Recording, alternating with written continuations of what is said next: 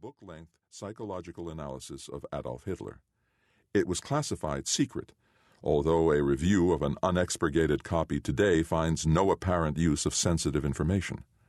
A landmark work, it brilliantly probed Hitler's character and personality, preparing the ground for many similar studies of other foreign leaders.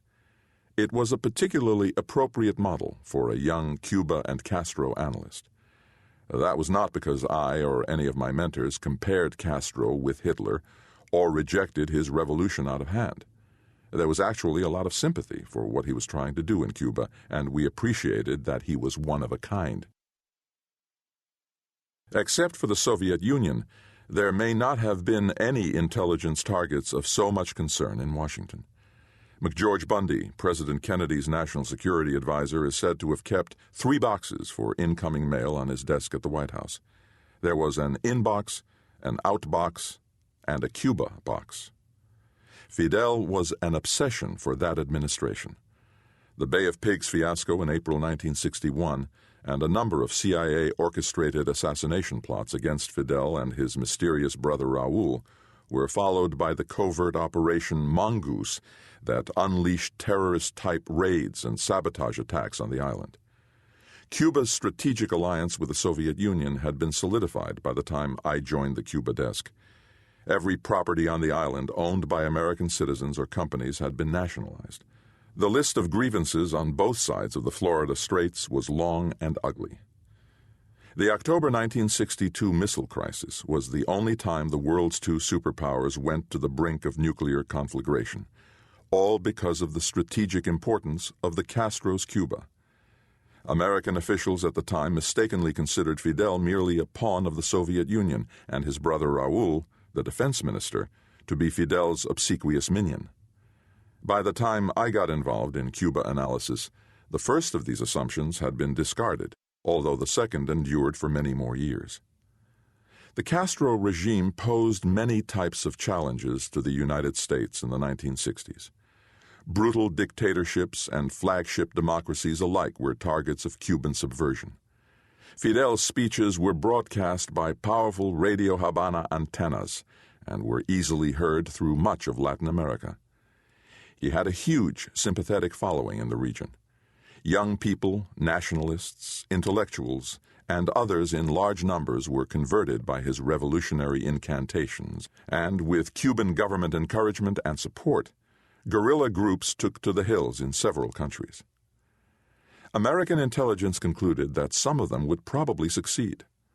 A national intelligence estimate, the highest level of finished intelligence analysis, concluded in June 1960 that the chances were appreciable that one or more Castro-like regimes would seize power. Through most of the decade of the 1960s and again during the 1980s, fear that sibling revolutionary regimes would be lifted into power with Cuban assistance was a central preoccupation of American policymakers. Working the Cuba beat as a CIA political and leadership analyst was an exciting challenge.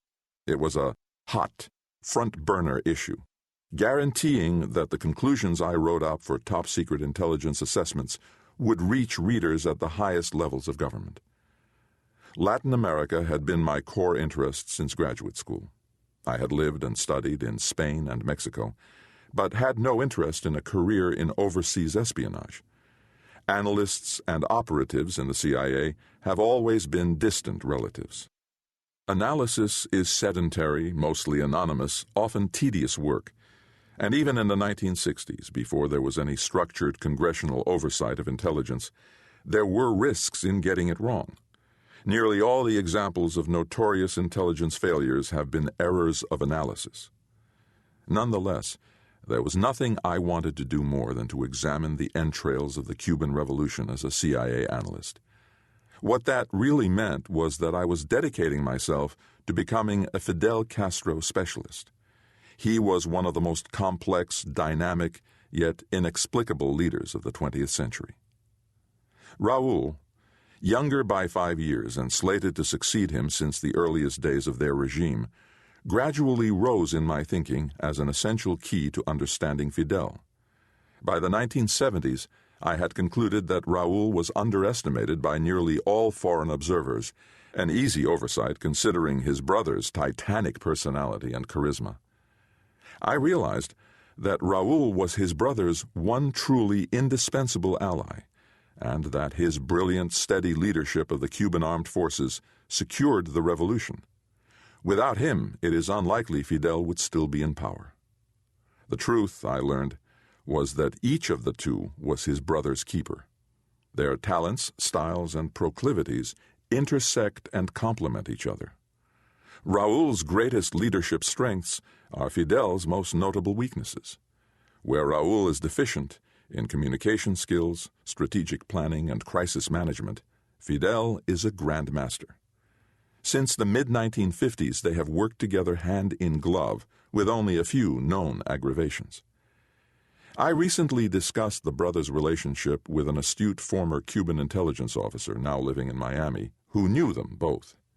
He said that if the Cuban Revolution can be considered an ongoing drama, then Fidel must be thought of as its director and Raul its producer.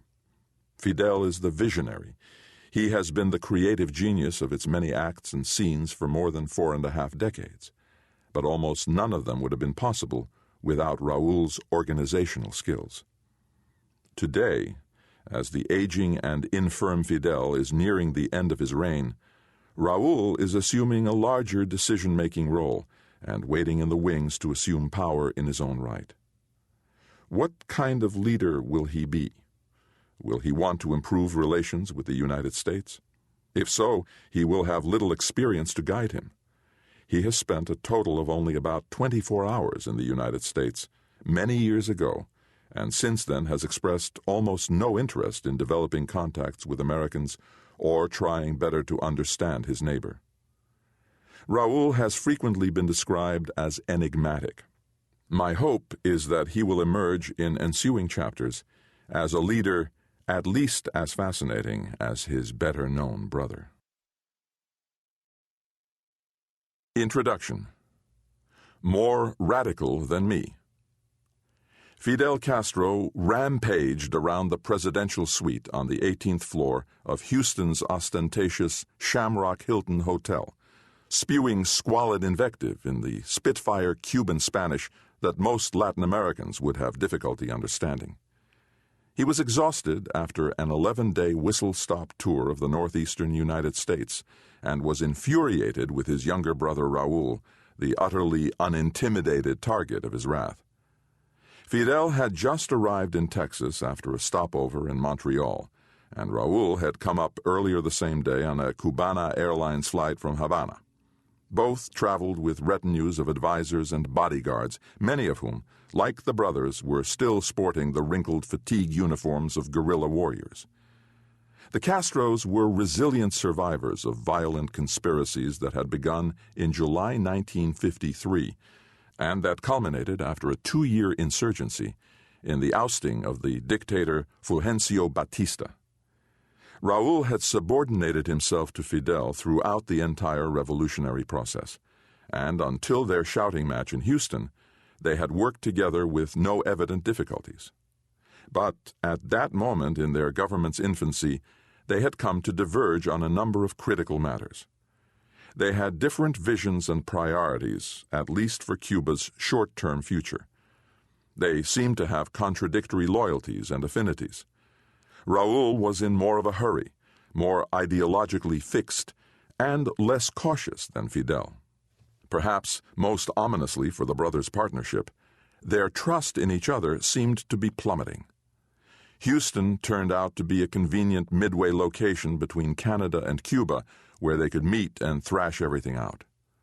One witness remembers them at the Shamrock that night spewing profanities at each other for hours, although nothing else of what they said was intelligible.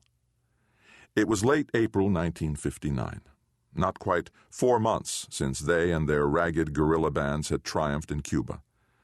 On the first day of January, the Castros, along with the doomed Che Guevara and processions of other hirsute guerrillas under their commands, had descended from mountain sanctuaries to be greeted with a tumultuous reception across the island. They were young, exuberant, romantic heroes, like none Cuba or perhaps any other Latin American country had produced before.